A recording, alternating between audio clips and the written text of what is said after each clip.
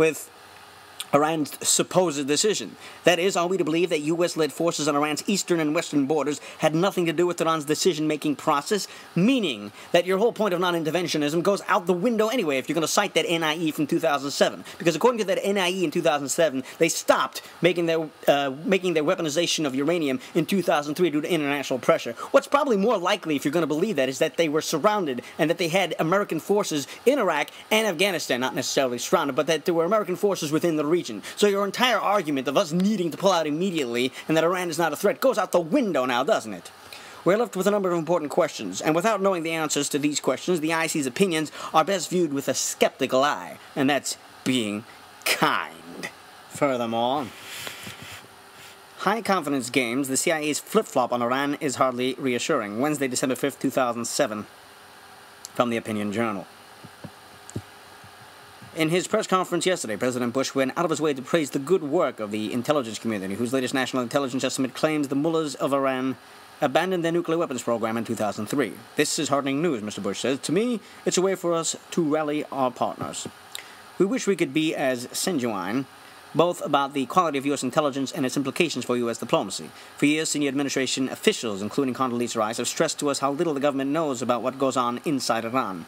In 2005, the bipartisan Rob Silberman report underscored that across the board, the intelligence community knows disturbingly little about the nuclear programs of many of the world's most dangerous actors. And as of our liberal friends used to remind us, you can never trust the CIA. Only later did they figure out the agency was actually on their side. As recently as 2005, the consensus estimate of our spooks was that Iran, quote, Iran currently is determined to develop nuclear weapons, end quote, and do so, quote, despite its international obligations and international pressure, end quote. This was a high-confidence judgment. The new NIE says Iran abandoned its nuclear program in 2003 in response to increasing international scrutiny. This, too, is high-confidence conclusion. One of the two conclusions is wrong, and casts considerable doubt on the entire process by which these estimates, the consensus of 16 intelligence bureaucracies, are conducted and accorded gospel status. Our own confidence is not heightened by the fact that the NIE's main authors include 3 former State Department officials with previous reputations as hyper-partisan anti-Bush officials, according to an intelligence source. They are Tom Fingar, formerly of the State Department's Bureau of Intelligence and Research, Van Dypen, the National Intelligence Officer for WMD, and Kenneth Brill, the former U.S. Ambassador to the International Atomic Energy Agency, the IAEA. For a flavor of their political outlook, former Bush administration anti-proliferation official John Bolton recalls in his recent memoir that then-Deputy Secretary of State Richard Armitage described Brill's efforts in Vienna, or lack thereof, as bullshit.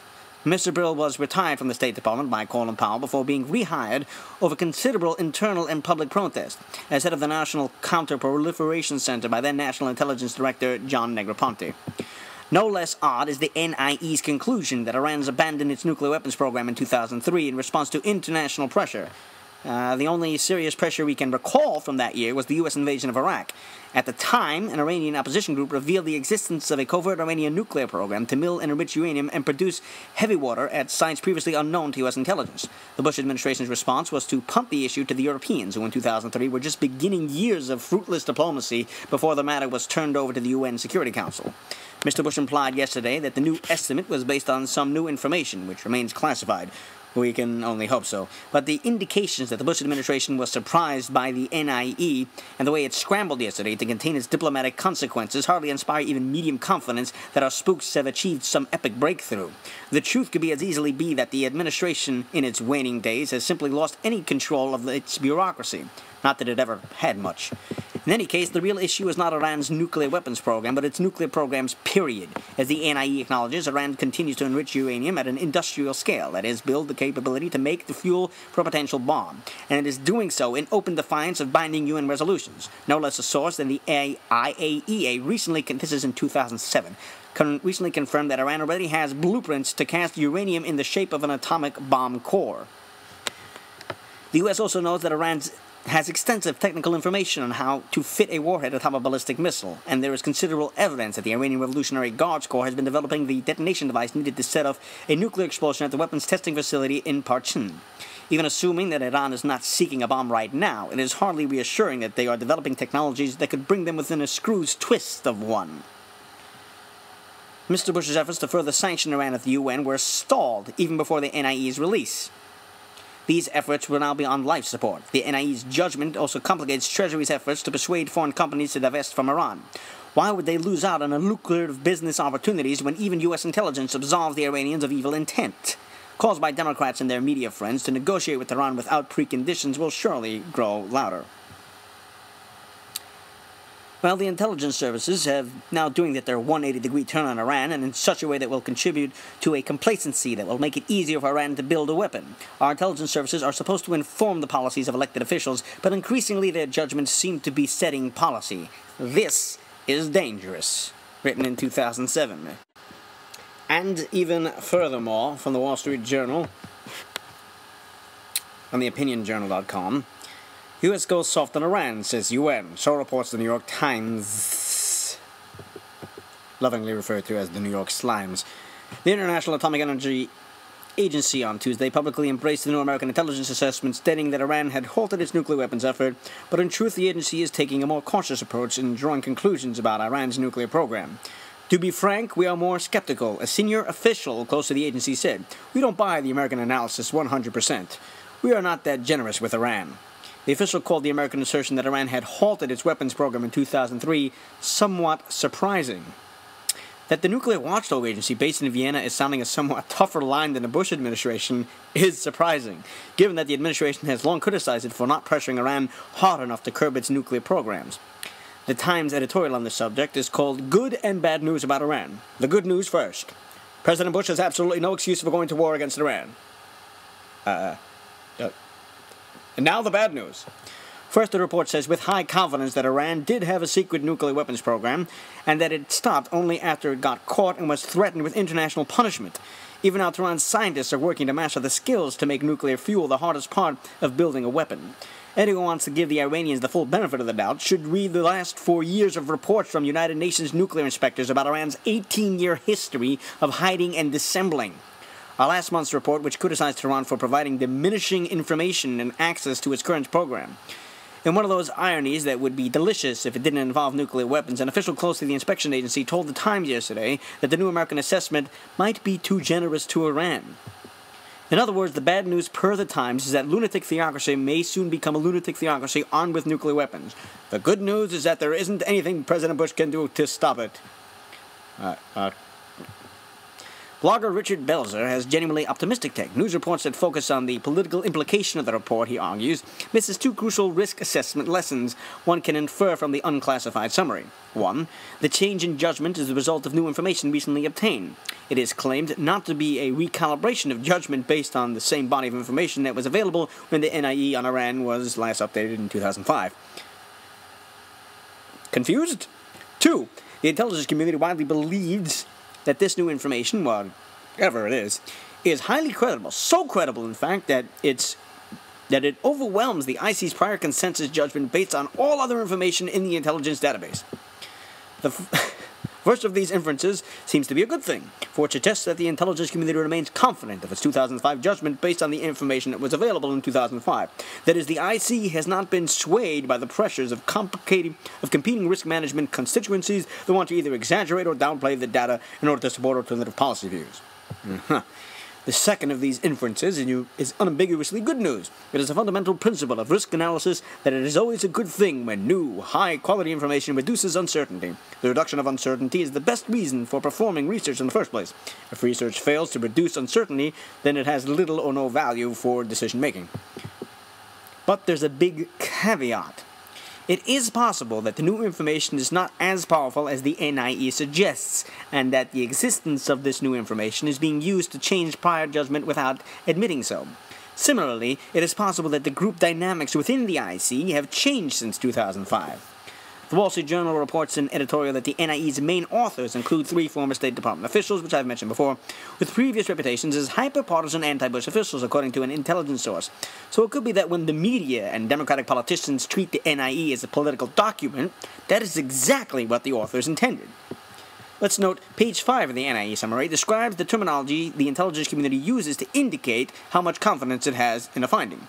High confidence generally indicates that our judgments are based on high-quality information and or that the nature of the issue makes it possible to render A solid judgment, a high-confidence judgment, is not a fact or a certainty. However, and such judgments still carry a risk of being wrong. Moderate confidence generally means that the information is credibly sourced and plausible, but not sufficient quality or corroborated sufficiently to warrant a higher level of confidence.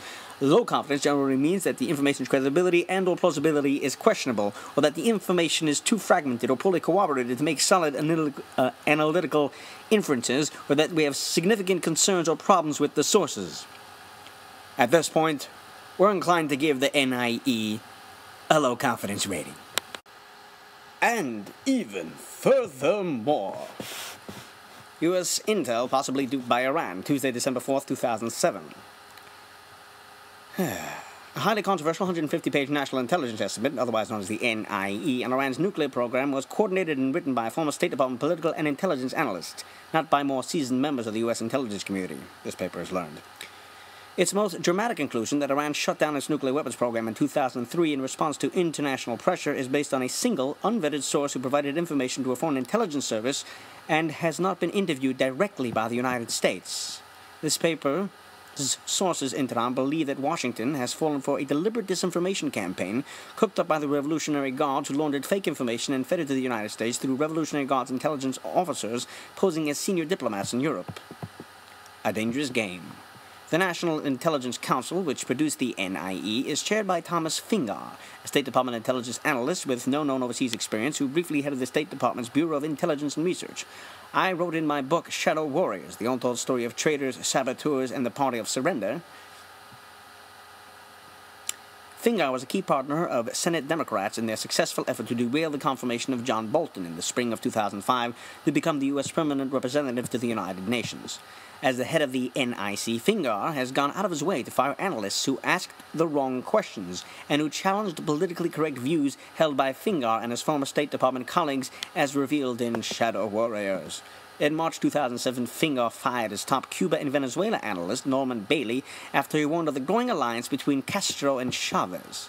Bailey's departure from the Office of the Director of National Intelligence, otherwise known as the ODNI, was applauded by the Cuban government news service Granma, who called Bailey a patent relic of the Reagan regime, and Fingar was just one of the many of State Department officials brought over to ODNI by the first director, career State Department official John Negroponte.